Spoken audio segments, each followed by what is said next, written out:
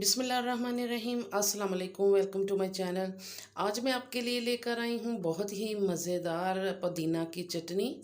इस चटनी को बनाना बहुत ही आसान है और आप इस वीडियो को एंड तक लाजमी देखिएगा और इसको स्किप बिल्कुल भी नहीं कीजिएगा।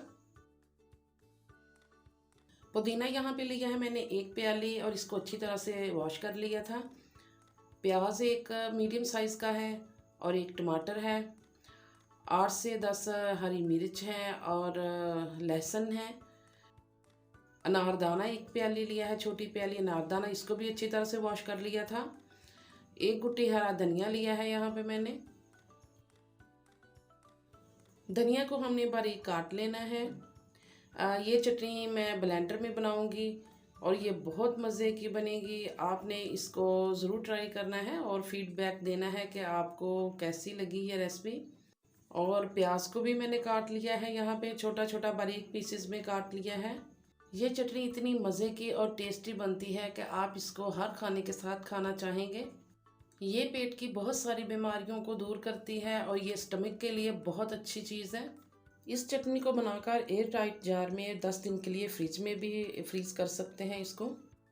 अब मैं एक एक करके सारी चीज़ें ब्लेंडर में डाल दूंगी। ये देखिए, पहले मैं अनारदाना ऐड करूंगी, इसके बाद सारी चीज़ों को 1 बाय 1 करके हम इसमें ऐड कर देंगे।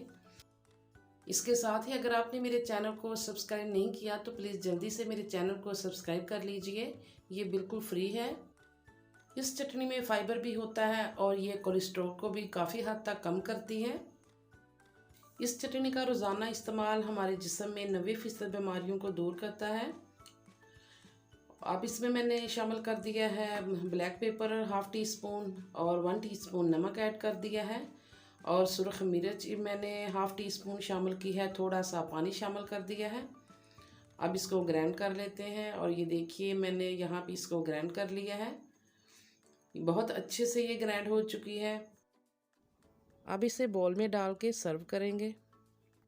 वीडियो पसंद आए तो इसको लाइक कीजिए, फैमिली और फ्रेंड्स के साथ शेयर कीजिए और अपना बहुत सारा ख्याल रखिए। मुझे और मेरी फैमिली को भी अपनी दुआओं में ज़रूर याद रखिएगा। अल्लाह हाफिज़।